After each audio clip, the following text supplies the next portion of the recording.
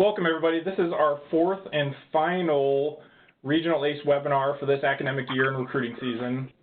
I cannot believe it's July 9th already. I hope everyone is enjoying their summer so far. Today's webinar, as you can see, is titled Women of Color Leading the Change in Career Services, presented by SoACE. It will be an interactive conversation with some key leaders who serve as directors and executive directors at PWIs, HBCUs, MSIs, and by the way, I'm Ryan Pratt, VP of Marketing and Research at GradLeaders. Quick overview for those of you who don't know about GradLeaders. The team has been in the industry for over 30 years, and over that time we've partnered with thousands of career centers to help connect millions of students to their dream jobs. Helping connect students to employers is what we do. It's our tagline. But we like to think of ourselves as more than just a career services and student recruitment technology provider. We truly think of ourselves as partners with our school and employer customers and an extension of their office with a shared mutual goal. So that's why we love these webinars. We love sharing best practices and creating opportunities for you all to learn from each other. And so it's why we're excited to be a part of this Regional ACE webinar series. Real quick reminder before we kick this thing off, everyone has been muted automatically on entry, but if you have questions at any time throughout the webinar, feel free to type them into the chat window within WebEx and send your questions to all panelists so that we can all see them. We've got a big group here, so don't just send them to the host, send them to all panelists. So with that, I'd like to introduce Veronica Haynes from SoACE, and she's going to introduce the moderator and panelists for today. All right, good afternoon. First, I would just like to thank you all for attending the Women of Color Leading the Charge in Career Services webinar. So again, my name is Veronica Haynes, and I am the outgoing Director of Professional Development for SoACE. And so this webinar was a result of a breakout session that was conducted during our annual conference in December. So I'm going to take some time to introduce the panelists as well as the moderator. Toni Avant, who will serve as the moderator for this webinar, she is the director of the Career Center at the University of Mississippi. She's worked with college students for more than 29 years, and she served in several or volunteered with several professional associations, including NACE, SoACE, as well as the Mississippi Association of Colleges and Employers. And then we will also have Jeanette Glover. She currently serves as the Senior Director for the University of Central Florida's Career Connection Center. Jeanette has over 15 years of progressive leadership experience in supporting the career development and recruitment of students. She also has served within several professional associations, including NACE, SoACE, as well as the North Central Florida Society of Human Resources. We then have Sherita Harrell, who serves as the director of the Career and Professional Development Center at Florida A&M University. She previously served as the Associate Director of Employer Relations at the University of Texas at Dallas. She has over 10 years of experience in career services, which includes time at Troy University in Alabama, Arkansas State University, as well as the University of Central Arkansas. And she, too, is very involved within professional associations, again, with SoACE, NACE, as well as NCDA. Then we have Tiffany Johnson, who serves as the Director of Career Services at Arkansas State University. She works at the University of Central Arkansas for a year and a half in minority student services, and then 6 years in career services. Tiffany currently serves as the president for Arkansas Association for Colleges and Employers, as well as the administration knowledge group chair for SoACE and the state director for the Cooperative Education Internship Association. We have Melinda King, who who is an Assistant Vice President for Careers and External Development for the Division of Student Life at the University of Alabama.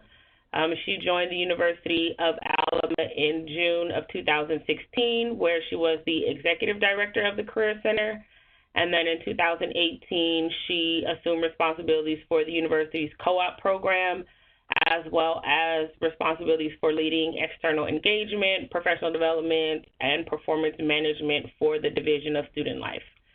And then lastly, we have Dr. Angela Williams, who is the Assistant Vice Chancellor for Career Services at the University of Arkansas and Executive Director of the University of Arkansas Career Development Center.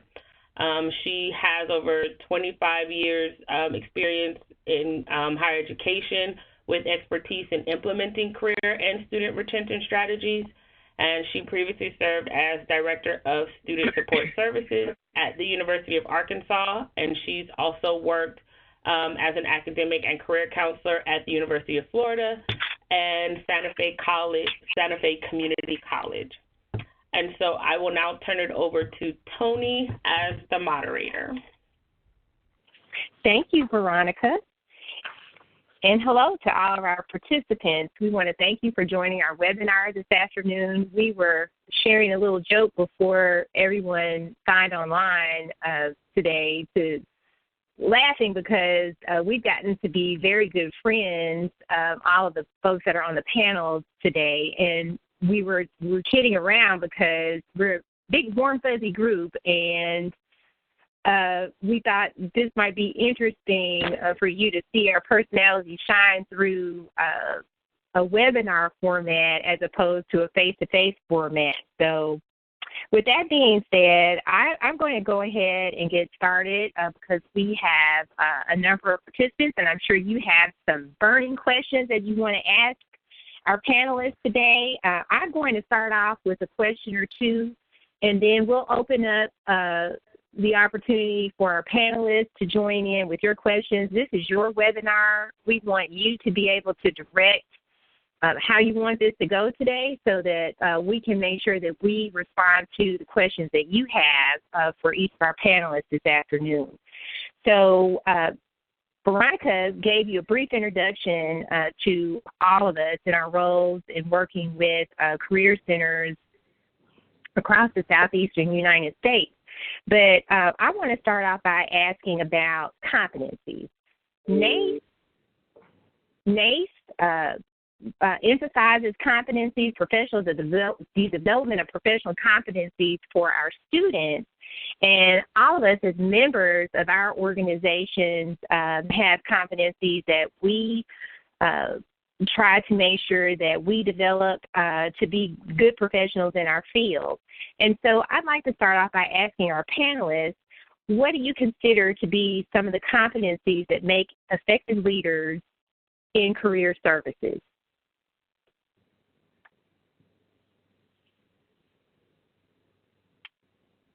And any of our panelists can respond.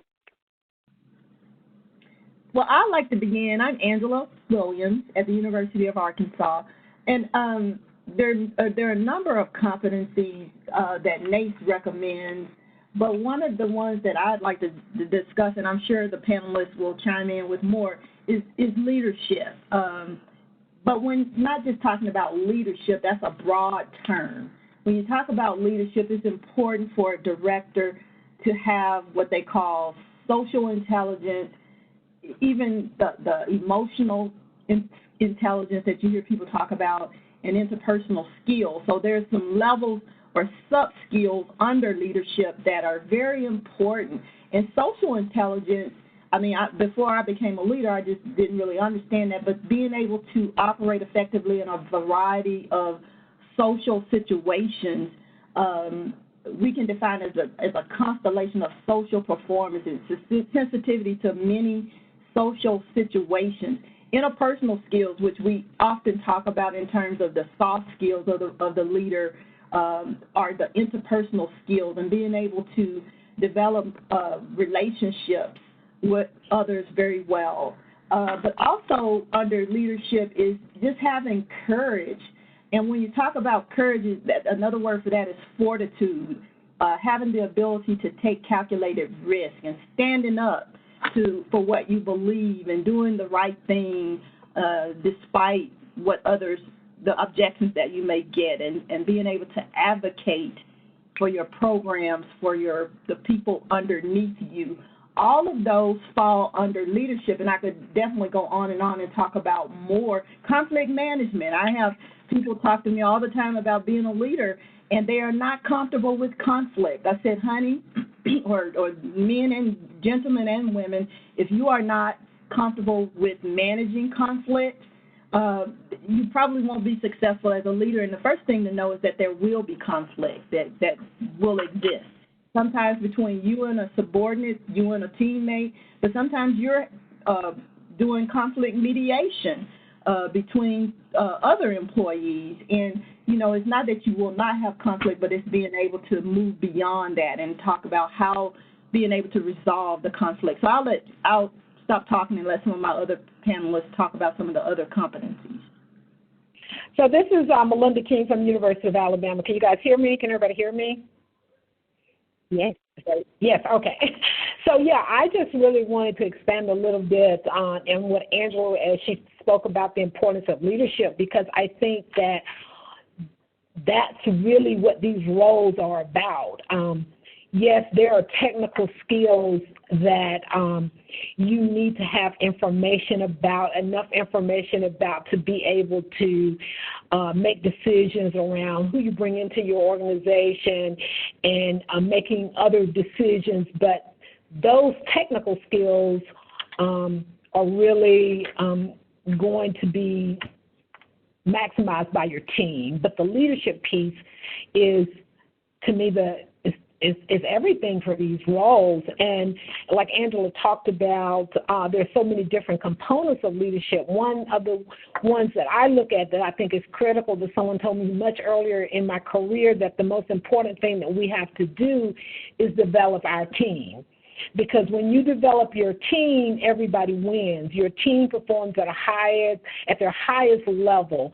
By them performing at their highest level, that frees you up to work on more strategic initiatives. So, just kind of expanding on the leadership piece, because I think that's everything for these roles.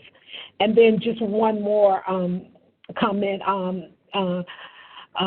adding to what Angela talked about, the conflict management is absolutely critical. I mean, nobody enjoys uncomfortable conversations. I mean, I think if anybody says they do, then we probably need to dig a little bit deeper into who that person is. But those conversations are absolutely imperative to be successful in these roles. You have to give feedback that is different than what an individual is expecting to hear, because that's actually the only way they can grow. And you have to be able to mediate between situations. So really wanted to expand on what Angela said, because those items really kind of resonated with me. Would any of the other panelists like to chime in on this question? Hi, this is Tiffany Johnson, Arkansas State University. And again, I want to go back to what Angela and Melinda were both saying. Confidence is one that, and I think Angela defined it as courage or fortitude, but also that confidence and knowing that as a leader, you have to be confident in the decisions that you make, but also including the team, knowing that we may not know it all, but we are still an expert in our area. Again, making those confident decisions. Also, the ability to delegate and trust the downline once you've created those programs and activities, and knowing that your assistant director or associate director will execute those programs, and knowing, just as Melinda just stated, that we will have the time to be more strategic as we're planning. And then just having excellent communication skills.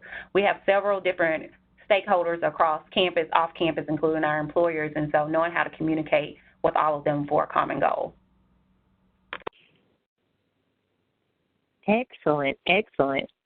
Okay, well, I'm going to move to the next question, and then, again, I'd like to invite our participants to send in your questions as well, so that we can make sure that we address any concerns or questions that you may have yourself. So what I'd like to ask you now is to think about lessons learned as leaders, and tell us what's the one thing that you've learned that you wish someone had told you early in your career. The one thing that you know now that you wish someone had told you very early in your career.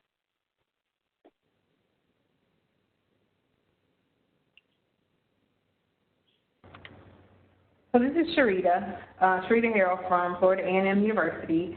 I would probably say that that there's going to be challenges or obstacles no matter where you go, or as you progress into leadership roles. It's not always sunny. I think that there may sometimes be a misconception that you're the boss. You can get things done, make things happen. But you still have to work with your constituents on campus and various stakeholders. And so there are challenges that are presented to you. So know that when you're, in leadership, knowing that there are going to be some obstacles and challenges no matter where you are in your career. So I think that, I may have thought at one point in time that it was going to be a little easier, once being in leadership role, but there are more responsibilities and there's more people that you are responsible for seeing them succeed as well. And this is Melinda. Just one thing that I think I wish I had known earlier was that you don't have to have every answer to every question immediately. I think early on I thought that it was really important that I knew everything and I could make a decision promptly. And so what I found in that was sometimes making a decision too early is the wrong decision. So in my desire to have all the answers right away, sometimes I made an improper decision. So I wish early on someone had said, it's okay to say, let me think about it. It's okay to say, I don't know that. Let me figure it out. I will say that now whenever I need to, because that's the right answer for that situation. But I wish I had known that a little bit earlier. That's a good one, Melinda. Would anybody else like to comment on that? Sure. Tiffany, again, so this is something that I've always shared with students, but I don't think I quite actually understood it or maybe just looked at the dynamic. I'm looking at it a little differently now, but success doesn't happen overnight. One thing I share with my good friend Sherita, trust the process. That's something that we say to one another all the time, but I don't think it was until I actually stepped into this role that I took it as serious as I do now. I've always been an individual that wanted things to happen fast, wanted them to happen overnight, but I realize now that leadership sometimes is a marathon and not a sprint, and it's okay, as long as we are trying to make those enhancements within our center, across campus. Students are getting hired, that these things will come. They are happening, but it may not happen as quickly as you want to. This is Angela at the University of Arkansas, and I'd like to also add to that is get comfortable with being uncomfortable. And it's kind of piggybacking on what Sherita said, is that when you're at the top, you're leading a lot of projects and a lot of change is happening, and sometimes more quickly than you're ready to deal with it. And it can get pretty stressful at times, to be quite honest with you. And my husband said to me one day, and I thought, wow, he's right. He said, honey, you've got to get comfortable with being uncomfortable. And I thought about that and reflected. I was like, well, it ought to be a point where things just kind of settle down and it feels good and we've got things together, rather than it, this little thing popping up. You get this tied down and something else pops up out of control, sometimes. And things do settle down. But for the most part, what I've learned, I wish I had learned it earlier, is that things being uncomfortable or somewhat not always like I think it should be is my new normal. And I tell my staff members, I've grown accustomed to dealing with problems and situations, and I've learned to develop strategies for dealing with the problems and the situations every day, So it's not that I come to work expecting a problem every day, but when it comes, I take it all in stride now. So I guess when somebody may have told me that, but maybe it was just that I needed to experience it to actually learn that lesson. Okay. I want to pause for just a second to check to see if Jeanette is on the line. Jeanette Glover, are you here? Can you hear us? She sent a note saying she was running a little late because she's in D.C. on work. So she's online, but I think she's having some difficulty with folks being able to hear her responses. So, okay. Yeah, I think she may hang up and try to come back in again. So at this time, I want to check to see if we have any questions from our participants that we might be able to respond to.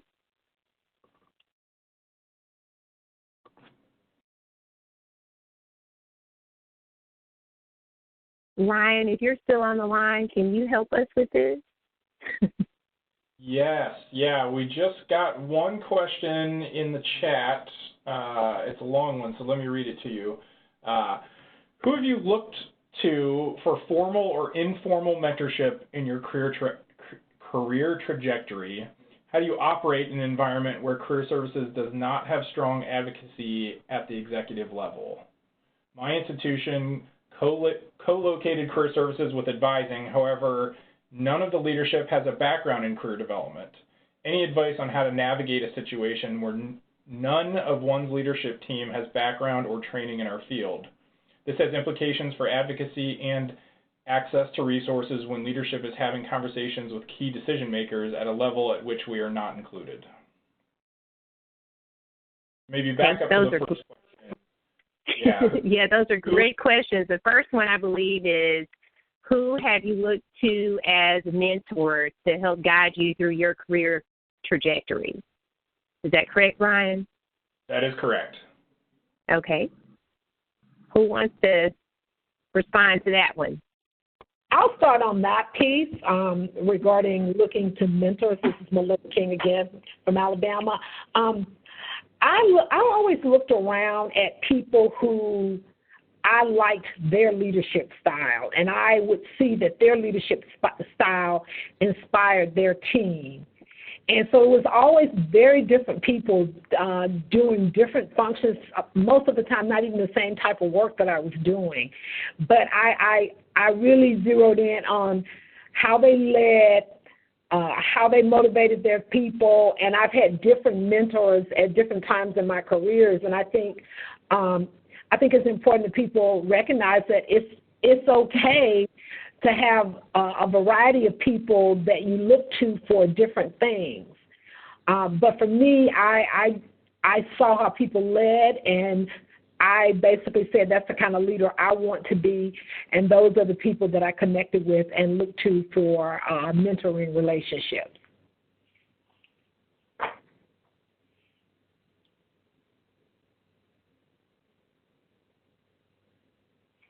And this is Toni. I'll chime in on that one. I had the great fortune of having an advisor while I was in undergraduate school that eventually she grew into a great friend of mine, and she and I still have conversations some, I won't even name the years later. And so one thing that she did for me was she made me take the rose-colored glasses off from time to time, and she just said, you got to look at this really from a criticalist perspective.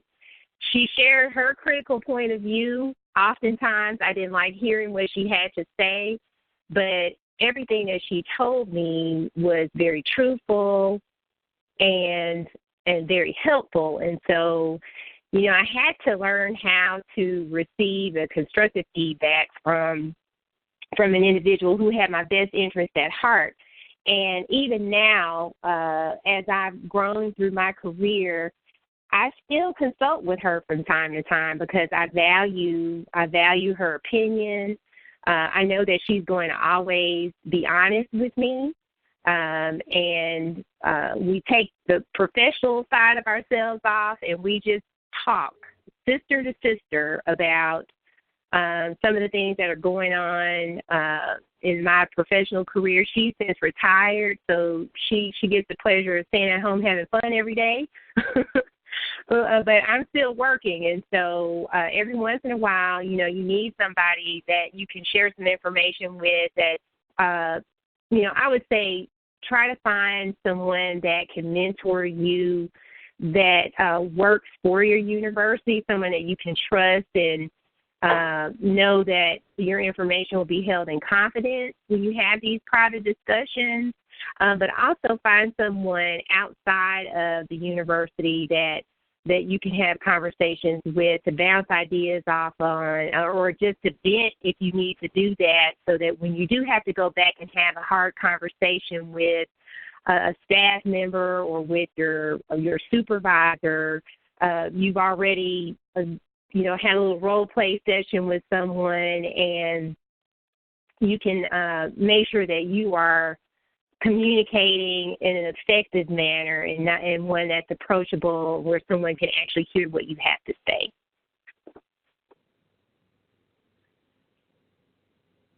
Others? Do we want to move to the part 2 of that question? And so the part 2 was, how do you advocate for your office when you're working with administrators who may be supervising your area that don't have a lot of experience or expertise in your particular field? I believe the issue is that career services and advising are now merged together with this particular organization. So how do you share that information? Am I on the right track, Ryan? Yep, that's exactly right. Okay. Well, I would like to tackle that one? I can start. I'll take a stab at that one. Because we're kind of in the same situation here, where my leadership does not really, none of them are career people. They don't have a background in the career area. Sometimes in student affairs, the priority becomes the major issues. Housing is so huge on our campus, and Greek life issues and student conduct issues. And so sometimes I found it challenging to get them to focus on career-related, things, especially with us trying to implement the career competencies into our curriculums and across campus. So what I've done is, I try to, as much as possible, use my data to show, here are the number of students we're serving. Here are some of the career outcomes for those students who are participating in career services. So using that to help get their focus on career services, and to realize that career services, or students who participate in career-related events, it can lead to positive student success outcomes, retention, graduation, all of that. And to also to make sure I'm collaborating with others as much as possible. So by participating in other, partnering with other departments and organizations on campus.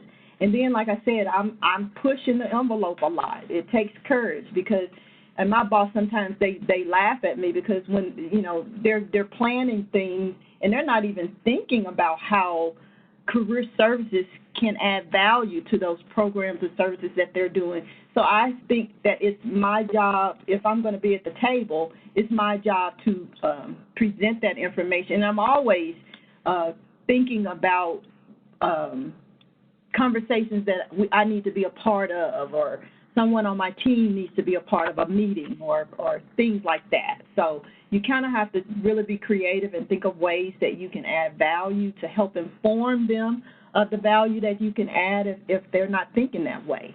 and doing your research. I mean, there are so many best practices and examples out there. NACE is providing a lot of that, and SoACE is providing a lot of that data.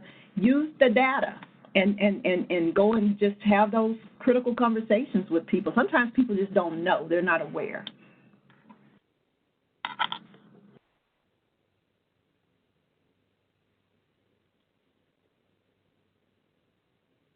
And this is Sherita. I will jump in on that as well. I think that, you know, some people are not, so career services changes a lot. So even once you start to feel your rhythm and really get into the groove, there's something else that's coming up. The student population is different. All of different pieces are there. And so being able to communicate that information to your leadership, you know, exactly what Dr. Williams said is that being able to show them with data. Data, I remember a few years ago I was at a NACE conference, and I thought this was the craziest thing that I had heard before in my life, is data is the new bacon. But that is really a true statement, is that everyone loves getting data, and if you can show someone data, then it's totally different. And here's an example. 2 weeks ago, I had a written narrative of information that I gave my supervisor, and so they kept asking questions. Created an infographic with the same information, but it was more data-driven. I mean, I have the numbers and things in the narrative format, but the data piece is what sold them on what I was needing. So if you get the data analytics and really, you know, focus on having, you know, a background, because a lot of times you're not going to be able to just, you know, we're passionate. The career field that we're in, we feel from the heart. A lot of the things that we do is from the heart. But the people that we're having to prove and justify our services to, they want to see the numbers. They want to see how things correlate. And so if you're not doing a good job of sharing that information and, as they say, telling your story, then you're not going to get the results and the feedback and things that you want.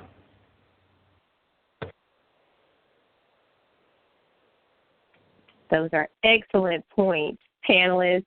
And I'm checking again to see if Jeanette is here with us now. Hear me? Yes, we can. No response. Thank you. That's wonderful. Okay. Do you want to ask the next question, Ryan? I'm still not able to see the questions on my end. Sure, absolutely. Yeah, just a quick reminder, if you have questions, type them into the chat window and send them to all panelists so that everybody can see them. It looks like we just have a thank you so far, so great suggestions from the audience. Thank you, and she says, I will think more about how to leverage the data and better tell our story. You are so right. Our leadership is all about numbers. No other questions in chat yet. I don't know if you have any others that you want to take while people are typing them into the chat window. I do. I have several. So earlier on, one of our panelists alluded to dealing with challenges and learning how to be, I think as Angela put it, she said you have to learn how to be uncomfortable from time to time. So let's talk a little bit about some of the challenges that you faced in your roles. And can you give an example of a challenge that you faced and how you overcame it? And we talked about using data to champion your cause with dealing with the naysayers, but can you speak on a particular challenge that you had to deal with and that you were able to overcome on your respective campuses?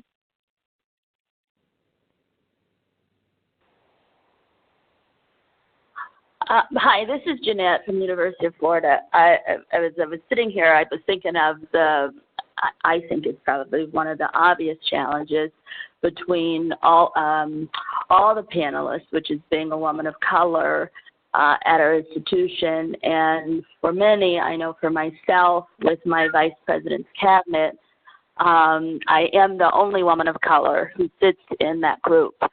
And so I think it's something that we work towards daily. to, how do you call it, to overcome, but to be able to support our division as well as our office.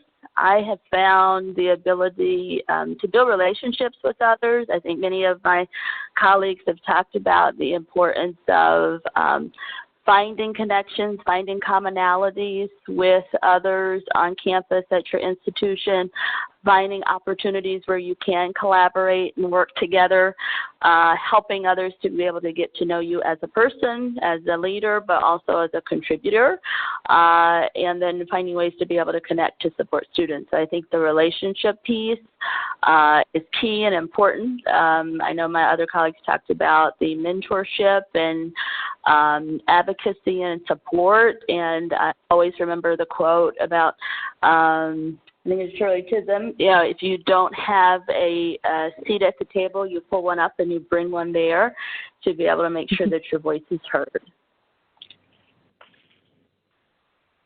Yeah, and this is Melinda King from Alabama again.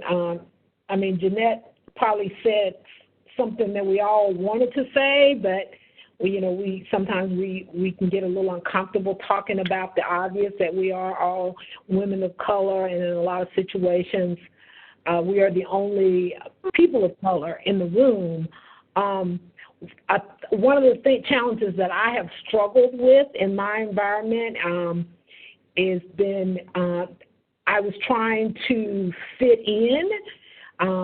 So I wanted to fit in with my leadership team because I felt like if I fit in, then, my voice would be a little bit louder, and that would make the projects that I was trying to push, get a little bit more priority. And then I started reading and watching, I always say her name wrong, Brené Brown.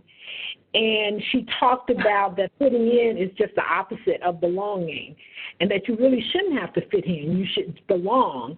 So I have pulled back, and I have stopped trying to, in those situations, be who I think somebody wants me to be, and just be true to myself. And then I have found that has been a more successful route for me, as opposed to simply saying, okay, let me figure out how to fit in with this group. I am simply going to be who I am, show my value, and that is for me, that's the whole concept of belonging, which is really what we want, as opposed to fitting in. But that's been I've been in Alabama for 3 years, and that has been a journey for me, because at first it was simply about fitting in with my peers, none of whom looked anything like me. And this is Sherita Harold, Florida A&M University. So it's a little different for me. I'm at an HBCU, so of course I'm at a school that is, predominantly African American. And so our leadership here is, it's a lot more, I think, credentialed, and that's kind of where my challenge would kind of be in that aspect. And so, and I look fairly young, although I'm a little older than what people think I am, but I look young. And so those are the two things that I think that I'm challenged with. And so being able to still have my voice and finding, talking to enough people that I'm showing them that I am knowledgeable. So it's just like Melinda said, being more of yourself and inserting yourself where with people, and knowing that I am confident in what I'm doing, regardless of what, you may think, and I may not have the credentials that you think that I should have, nor do you think that I deserve this opportunity. At the same time, I was hired to do a job. And so those are the things that, you run into sometimes when you're working at a HBCU. Okay, thank you for your multi-perspective responses. We do have a question on our chat board, and this individual, one of our participants, is asking about how you deal with microaggressions. Would anyone like to respond to that question?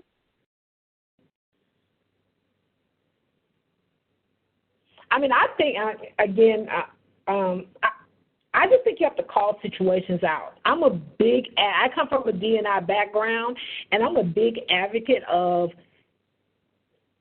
having those uncomfortable conversations with people when the microaggression slips in there. Because when it slips in there, you know, it's so subtle, right? And you are like, you know, am I tripping? And I think one of the things that I do is I do have a core group, and I said this at the SoACE webinar, at the SoACE meeting.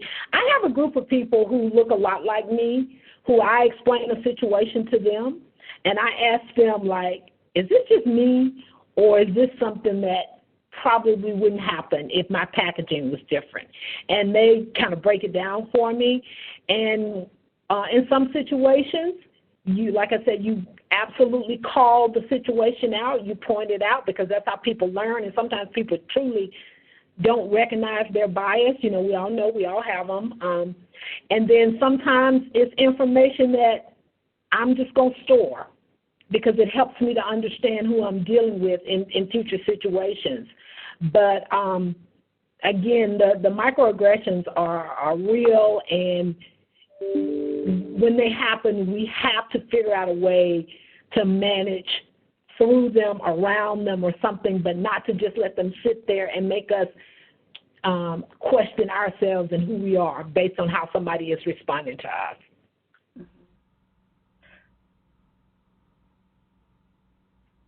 Good point, Melinda. Anybody else want to add to Melinda's comment? I think to Melinda's point of just you know, using discernment to determine whether or not to address it, but also being self-aware enough to know not to take that on as you or as something personal. I think also Melinda touched on it about asking questions for clarity to make sure that you're understanding correctly what the person is trying to convey, to help you discern if whether or not, you know, it's you, it's the individual. But I think the big thing for me is the discernment of figuring out whether or not it's something that I should address, and then if so, where and how, to be able to think about, you know, our professional setting, but also that we're representing not only our office and unit, but ourselves as individuals too. I agree with discerning, as well as most times when I'm faced with microaggressions, I tend to store it, but I'm going to be very transparent with you all. My facial expression sometimes tells it all. That's one of the things I'm trying really hard to work on, but most times when a microaggression happens, my face kind of says, okay, now what just happened here? And you know, I've had where individuals say, well, why are you looking at me like that, or what did I say? And so that kind of opens the conversation, but y'all just pray for me. Because I'm trying hard with these facial expressions. Oh, I totally understand that. My staff will tell me, your face is talking. Your face is talking again. Your eyebrow is going up, you know, so they've learned to read my facial cues for sure. Mm-hmm. I want to, I don't know if there's another question out on the board. I don't see one, but I want to, for our new professionals, because I'm sure we have some that are participating in the webinar today. As leaders, you know, we have a great deal of experience. If I thought about all the years that we had amongst us, it would probably be well over 100 years of experience. But could you offer a little advice for what you might share with a new professional entering the field in terms of moving up the career ladder in this profession? So this is Sherita here at Florida A&M. So I would say set a goal and stick to it. Knowing that, you know, career services has all different types of opportunities and parts for you to get involved. I started out primarily doing career expos, but I knew that wasn't my final what I wanted to do. And so wherever you could, help out, whether it's not inside your office, partnering with people on campus, just doing all these different things, showing how committed you are. Then also finding, keeping in contact with your mentor about, maybe some things and steps that they may have taken as well. And then just, making it clear. I was fortunate enough at one of my jobs, they asked me flat out, what was it that I wanted to do? And I said, ultimately, I want to be a director of a career center one day. And so they were very supportive of providing me the opportunities within our office, on campus, doing outside professional development, all of those, external professional development opportunities, everything that I could possibly have asked for and wanted prepared me for where I am right now. And I would add to that, those were great, Sherita, but I would add to that, master the season that you're in. In other words, do your current job well.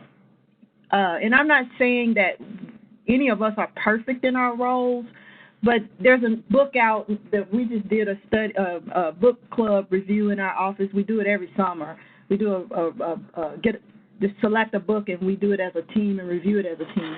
And that book was called The Ideal Team Player. I can't remember the name of the author, but he did the five functions of an effective team or whatever. He wrote that book too. And one thing it talks about now is being hungry, humble, and smart. And there's definitions for all of that I won't go into, but the hungry part is where a lot of people they fail, to me, is that they get on their jobs, they get comfortable in them, they no longer are going, setting goals, like Sherita said, for how can I do my job, first of all, the current job that I have well. Your evaluations are not good well. When your supervisor's giving you evaluations, you're not excelling in some areas on your current job, and that's a problem. I often tell people, do well, try to learn what you're supposed to learn. The feedback that you're getting, take it to heart. If you really feel that it's, the supervisor's not, being discriminatory or misleading, they have bad perceptions of really what your outcomes are or what your performance level is. But make sure that you're doing well on your current job. Set some goals and decide, I want to accomplish these things on my job. Come forth with new ideas and new initiatives. Be a problem solver. Don't always come to your boss with complaints but suggest ideas for how to move the needle forward, those kind of things. So I found a lot of people, they want to lead, they want to move on, but I'm like, well, I'm not seeing you excelling where you are. So that's my advice. Master the season we're in, but definitely set goals. If you do have a desire to move, be a leader in any area, go for it. But definitely take care and do the best job that you can do wherever you currently are. That's a wonderful piece of advice. I would so agree with what Angela and Sherita said. I would just add to think about creating value wherever you go, and I think that's so in line with what just was echoed of being able to create value for your organization, but also for yourself, considering how you can have an impact. And sometimes that's, not considering the title for the position or the role that you normally would think would be important, but just trying to get that experience and network and meet people to be able to build upon it. So just find ways to create value in their career. Excellent. I know we have a few more minutes, but I do want to have us address the question that came up on the chat board before we get to our 5-minute mark, because Ryan is going to remind us of that in just a few minutes. But could you talk more about conflict resolution and how you became better at it? That's a question from one of our participants.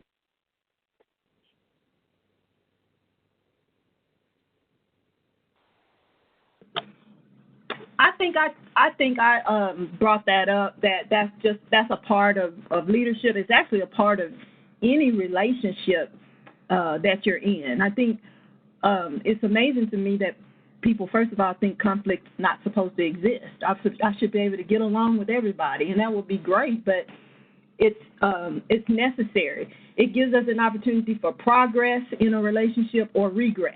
So it's gonna move you forward or it's gonna move you back, and it's often an opportunity to find out, hey, how can we get on common ground? How can we understand each other better so that we can work together better, and provide each other's needs better? There's all kind of class. I don't want to act like I'm the expert on that.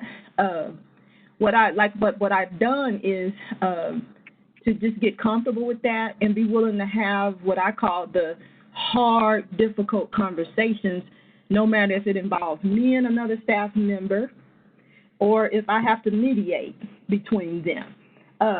So basically that's the foundation of it, but I suggest that you kind of decide, either there are classes, webinars, there are books, entire books written on conflict mediation, but I suggest that anybody in any type of relationship, and I know we all are in those, would learn more about that and how to, just have the difficult conversations and how to move forward in those at the times when we experience those conflicts. I agree with Angela. I think the more that you are in conflict, or the more conversations you have, I think you get a little bit more comfortable with it. For those who are not fans of it, what's also helped for me is to consider others' perspectives, because sometimes we all have a perspective that we come to a situation, and so trying to consider and think of the other person or the other individuals involved and perhaps their angle of approaching the situation. Also to consider, where necessary, to remove emotions as possible. For the most part, many of these situations are work-related, and sometimes a situation, especially in leadership, it could be resources with time, energy, staffing, and so it may not be personal. So whenever possible, to remove the emotions when possible, and then I think just consider just having the conversation, because once you have it, you realize that there are assumptions that are being made on all parts, and usually you can come to a solid resolution. Awesome. Well, I think our participants can hear from our panelists that diplomacy is key in dealing with conflict resolution. We have one more question. Ryan, are we able to respond to one more question before we end today? Yep, absolutely. You got plenty of time. Okay. Another question came up on the chat board, and that question is, how do you know if the current position is a dead end? I've been here for almost 5 years and had no promotions or even a title change. Melinda, I'm going to ask you to tackle that one. I think it really begins with some open dialogue with your leader, but also a real kind of self-awareness check.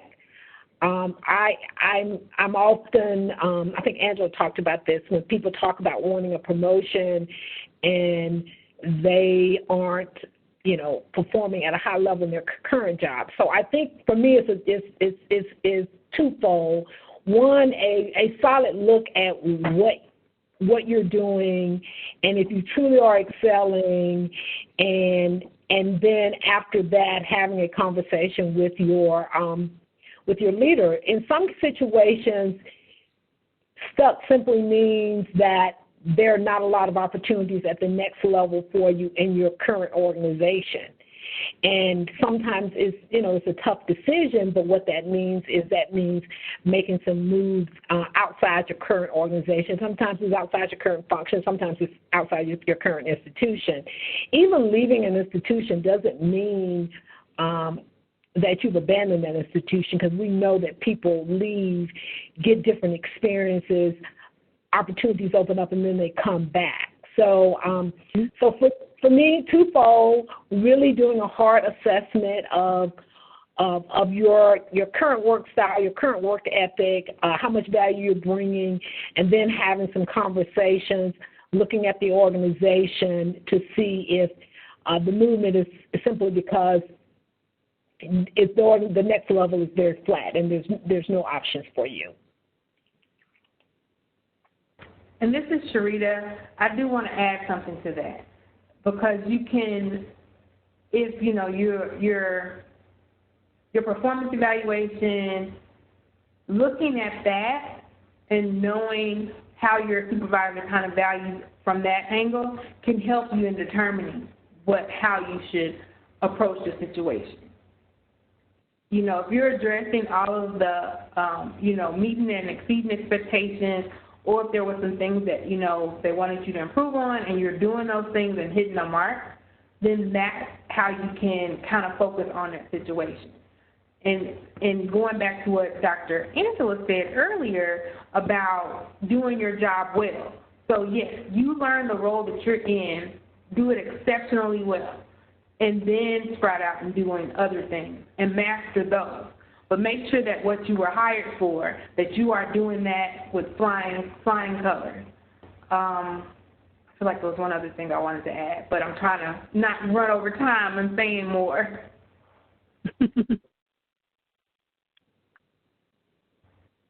And then it's not always an opportunity for you to move up at that particular institution. But I'm pretty sure if it's not an opportunity at that institution, if you and your supervisor have a good relationship, they would be open to supporting you, seek elsewhere where you can fulfill what you're trying to do.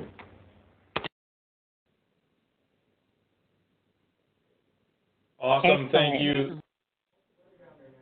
I think we've got about 2 minutes left. I wanted to make sure that everybody knew how to reach you. I think we do have a few more questions that came in there last second, so I'll leave this contact information up for a little while. Big thank you to our panelists today and our moderator, Toni. Thank you to Veronica and SoACE. We did record this, so we will send it out to all of you, anybody who's in attendance today, probably in a couple days. Thank you again, and thank you to everybody who showed up today. This is the last webinar of the series, but we will be at MWACE at the end of the month, and of course at SoACE in December, so hope to see you all there. Thank you again. Thank you. Thank you. And Ryan, if you could send us the questions that weren't answered, perhaps we could all look at those and try to respond to the participants if that's permissible. I will absolutely do that.